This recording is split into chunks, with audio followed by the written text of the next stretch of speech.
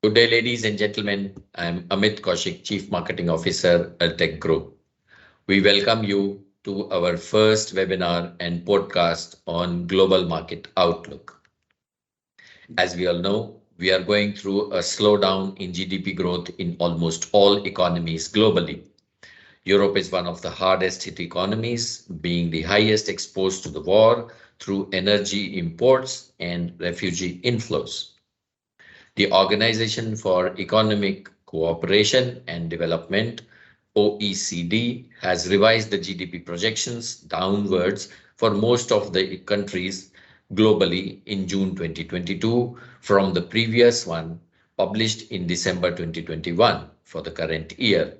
Similarly, on the inflation, the new projection for June 2022 shows a sharp increase across the world, with Germany, the UK, and the USA facing 40-year high inflation.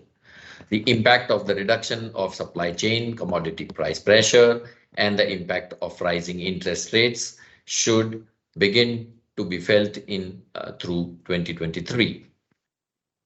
The share of inflation increased further, while energy shares eased slightly, possibly due to the global energy prices having been passed on to the customers more quickly than the wholesale food prices.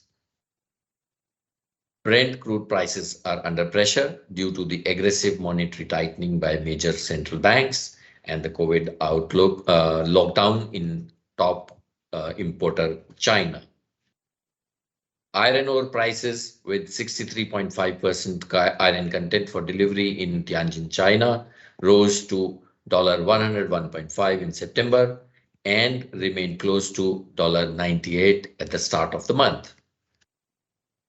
Newcastle coal futures skyrocketed to a new record high, supported by robust demand and supply disruptions by the war in the Eastern Europe.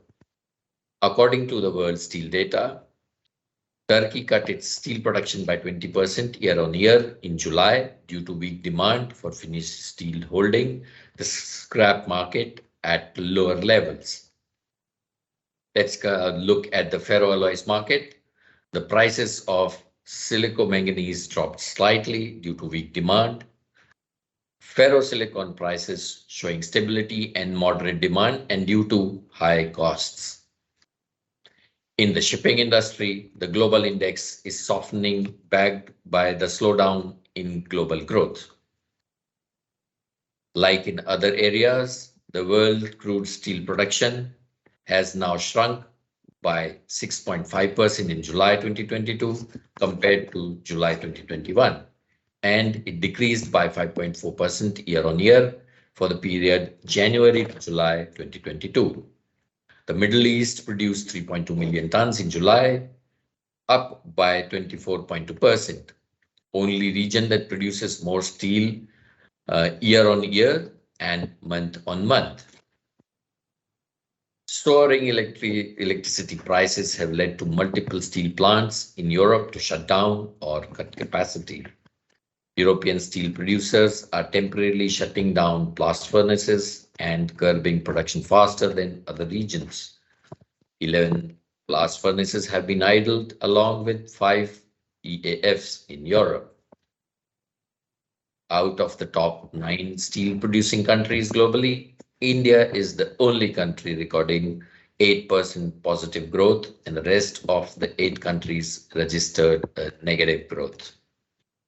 Coming to graphite electrode scenario, graphite electrodes are used in electric arc and ladle furnaces.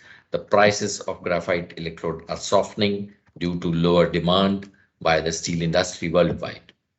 Prices for needle coke, the main raw material for manufacturing graphite electrode, softened recently, but still are 25% on an average above year-on-year and 15% higher year to date.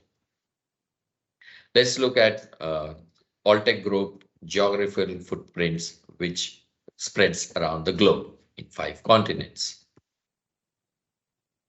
And that is all we have for the first edition. We will be back with the new version next month. Thank you.